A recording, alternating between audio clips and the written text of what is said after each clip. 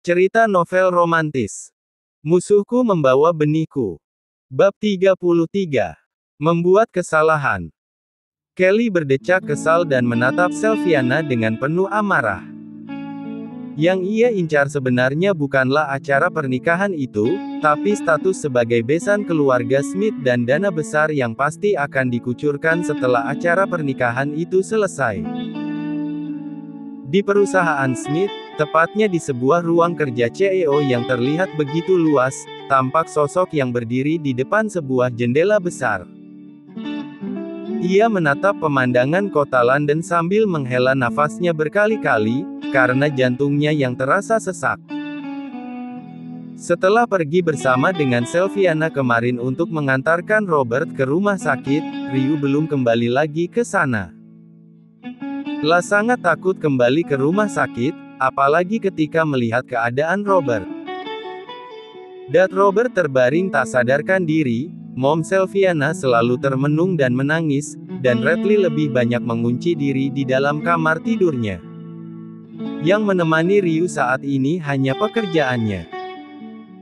Kepergian Vanilla bukan memberikan kebahagiaan padanya, tapi justru kesedihan mendalam bagi keluarga Smith dan suasana di mansion Smith kini sudah seperti kuburan, sepi tak berpenghuni. Terdengar suara ketukan pintu dan pintu pun terbuka, tampak Win masuk ke dalam ruangan tersebut. "Kamu belum mau pulang, Ryu?" tanya Win. "Ya, aku ingin pulang, Uncle," kata Ryu.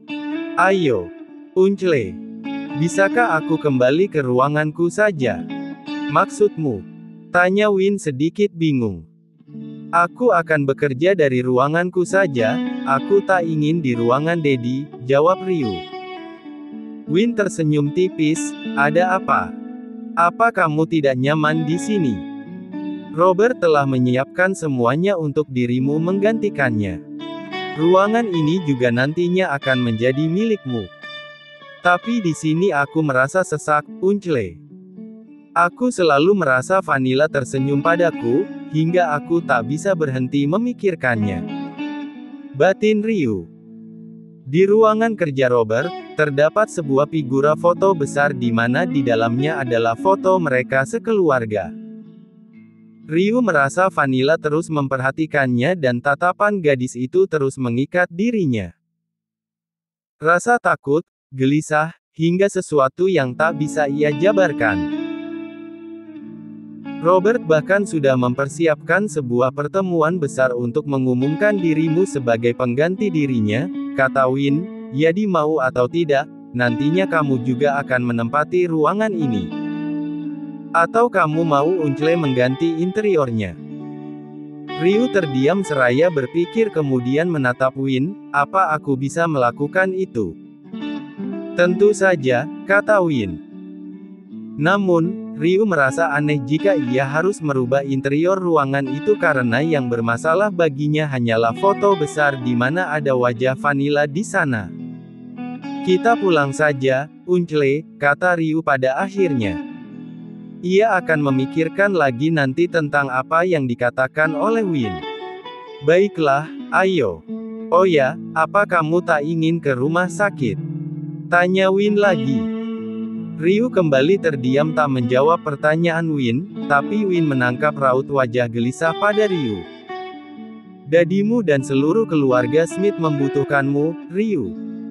Bagi mereka kamu adalah segalanya, apa kamu tak pernah menyadari itu? Momimu membutuhkanmu," kata Win. Ryu mengangkat wajahnya sedikit hingga sejajar dengan Win, lalu menatap pria itu. "Mereka sangat menyayangimu dengan luar biasa. Kedua orang tua kandungmu pasti merasa bahagia karena kamu mendapatkan keluarga yang tepat untuk menjagamu," kata Win. "Mereka menyayangiku karena merasa berhutang budi pada dadiku," kata Ryu akhirnya. Lah mengungkapkan perasaannya yang selama ini terpendam. Ia yakin sekali kalau keluarga Smith hanya mengasihaninya. Win tersenyum kemudian merangkul bahu Ryu. "Kamu tahu mengapa dadimu mendonorkan organ hatinya pada Robert?"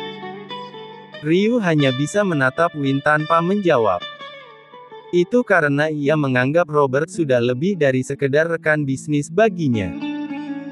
Mereka berdua adalah saudara dalam sebuah bayangan tak kasat mata. Tuan Park menemukan rasa persaudaraan itu di dalam diri Robert L. Ryu menautkan kedua alisnya dan masih terus menatap Win. Sudahlah, ayo kita pulang. Kita bisa bicara lagi nanti. Banyak hal sebenarnya yang ingin Unclek katakan padamu sejak dulu, ujar Win kemudian merangkul Ryu dan mengajaknya keluar dari ruangan. Kita harus pergi ke London, kata Daichi. London? Apa kita akan berlibur? Tanya Mia dengan wajah sumringah dan bersemangat. Berlibur. Kaya yang mendengar hal itu pun juga antusias, sementara Jiro hanya duduk sambil memperhatikan ponselnya. Berlibur saja yang ada di dalam pikiran kalian. Kita pergi ke London untuk mencari Ryu, kata Daichi. Ryu? Maksudmu putra sulung Park dan Keiko? Tanya Mia. Ya. Untuk apa kita mencarinya lagi?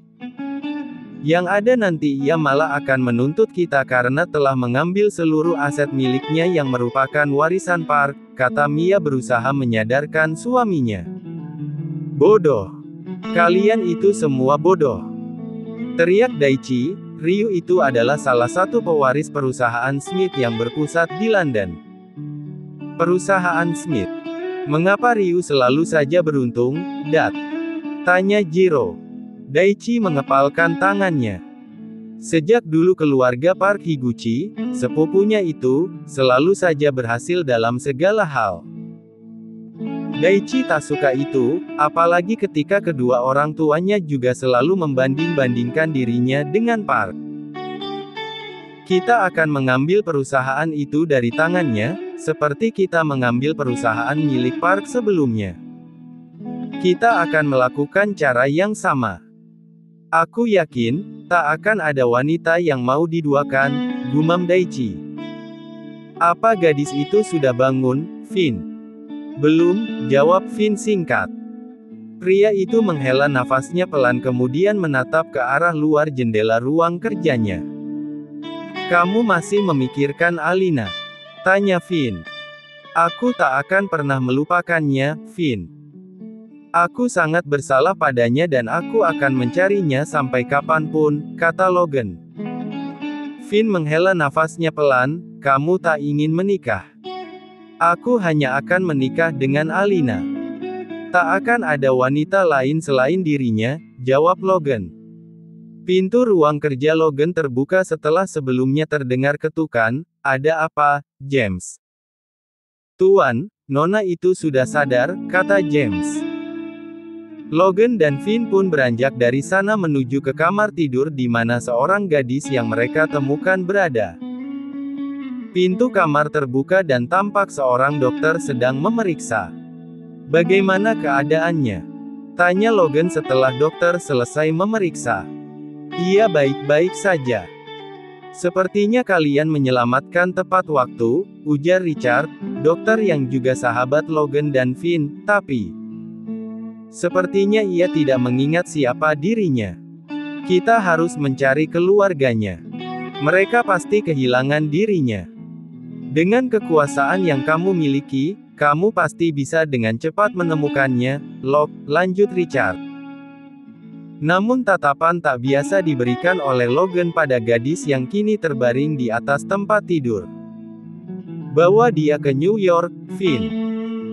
Mulai saat ini, dia adalah milik keluarga Ruiz, kata Logan yang kemudian keluar dari kamar tidur itu. Sepertinya sahabatmu itu mulai gila karena kehilangan Alina, kata Richard pada Vin. Dia sahabatmu juga, ujar Vin yang mencebik kesal. Vin menatap gadis yang terbaring itu. Apa yang sebenarnya akan Logan lakukan dengannya? Batin Vin. Kelly, Mommy Leonard, memanfaatkan kesempatan yang diberikan oleh Selviana. Ia benar-benar meneruskan pernikahan tersebut. Ia bahkan mencari putri salah satu teman sosialitanya untuk dijadikan mempelai wanita bagi Leonard, hanya dalam waktu 2 hari saja. Mom, sudah lakukan saja. Kita bisa menghemat biaya pernikahan mewah dan mendapatkan bantuan dari orang tua mempelai wanita nanti. Berkorbanlah sedikit untuk keluarga, ujar Kelly pada putranya. Awalnya Kelly meminta uang yang dialokasikan oleh keluarga Smith untuk pernikahan Leonard dan Vanilla. Ia berkata bahwa ia yang akan meneruskan acara pernikahan tersebut. Namun, Sylviana tak bodoh. Ia tahu bahwa wanita di hadapannya saat itu hanya menginginkan uang. Aku yang akan mentransfer semua uang itu pada vendor yang digunakan oleh keluarga Smith. Anda hanya tinggal mencari mempelai wanita dan datang ke tempat acara dilaksanakan, kata Sylviana saat itu dan meminta Kelly untuk pergi meninggalkan mansion keluarga Smith karena ia akan kembali ke rumah sakit untuk menjaga Robert. Sylviana sangat senang jika Leonard segera menikah, agar Kelly tak akan mengganggu keluarga Smith lagi. Bahkan, Sylviana meminta bantuan Win untuk membuat surat perjanjian dengan Kelly, bahwa sejak saat itu keluarga keduanya tak ada hubungan lagi dan Kelly tak bisa menuntut apapun juga. Vanilla. Ryu kembali terbangun di tengah malam dengan peluh membasahi dahinya dan tubuh yang gemetar. Bayangan gadis itu tersenyum lalu terjun ke laut, terus saja membayangi Ryu. Bahkan di dalam mimpi pun Vanilla selalu datang. Mengapa kamu terus datang dan berdiam di kepalaku? Kalau mau pergi, pergi saja. Teriak Ryu. Untung saja kamar tidurnya kedap suara sehingga tak mengganggu ketenangan penghuni yang lain. Ryu bangkit dari tempat tidur kemudian berjalan ke kamar mandi. Ia berdiri di depan wastafel di mana ada sebuah cermin besar di sana. Aku menyayangimu, Kak. Arg. Ryu menarik rambutnya dan terduduk membelakangi meja wastafel. Ia menutup wajah dengan kedua tangannya. Tiba-tiba saja ia menangis dan tubuhnya bergetar. Mengapa kamu masih saja berada di sekitarku? Pergilah. Pergi yang jauh. Kata Ryu setengah berteriak. La merasa sangat kacau saat ini, bahkan ia tak bisa kembali tidur. Pada akhirnya ia keluar dari kamar tidur. Suasana mansion Smith sangat sepi, ia sendirian. Saat ini Radley sedang menemani Mom Sylviana di rumah sakit. Langkah kaki Ryu membawanya tepat ke depan pintu kamar tidur Vanilla. Ia menghela nafas dalam kemudian membukanya. Wangi Vanilla tiba-tiba saja menyeruak masuk ke dalam indera penciumannya. Ryu menyalakan lampu dan memindai ke sekeliling. Tak ada yang berubah, hanya pemiliknya saja yang tak ada lagi di sana. Ia melangkah mendekati nakas dan mengambil sebuah frame foto, di mana terdapat foto mereka sekeluarga. Ryu mengeluarkan foto itu dari frame tersebut dan membaliknya. Ada beberapa tulisan di sana, di mana ia menuliskan siapa-siapa saja yang ada di dalam foto tersebut. Koi, gumam Ryu saat kata itu digunakan oleh Vanilla untuk menyebut dirinya. Senyum Vanilla begitu lepas dalam foto tersebut, berbanding terbalik dengan Ryu yang berwajah datar karena berdiri tepat di sebelah Vanilla. Ryu berbaring di atas tempat tidur Vanilla sambil terus menatap foto tersebut. Kamu tak ikhlas memberikan keluarga Smith padaku, Van. Kamu tak ikhlas. Kamu sengaja menghantui hidupku, apa sebenarnya maumu? Aku ingin kakak menjaga mereka untukku. Jangan sampai mereka tersakiti oleh apapun dan siapapun. Kamu yang menyakiti mereka, Vanilla. Teriak Ryu sekali lagi. Untuk kesekian kalinya ia menyalahkan Vanilla atas semua yang terjadi. Tanpa sadar, Ryu dengan mudahnya terlelap di atas tempat tidur Vanilla. Ia bahkan tak menyadari ketika hari telah kembali terang dan matahari sudah hampir meninggi. Kak Ryu. Ryu mengerjapkan matanya saat melihat seseorang memanggil namanya, Vanilla. Ini aku, Red. Mengapa kakak tertidur di sini? Tanya Radley. Ryu mengusap wajahnya frustasi ketika ia melihat sekeliling. Jam berapa sekarang, Red? Tanya Ryu. Jam 10. Mata Ryu membulat mendengar jawaban Red. Ia segera bangkit dan kembali ke kamar tidurnya sendiri. Ryu langsung membersihkan diri dan bersiap untuk pergi ke perusahaan Smith.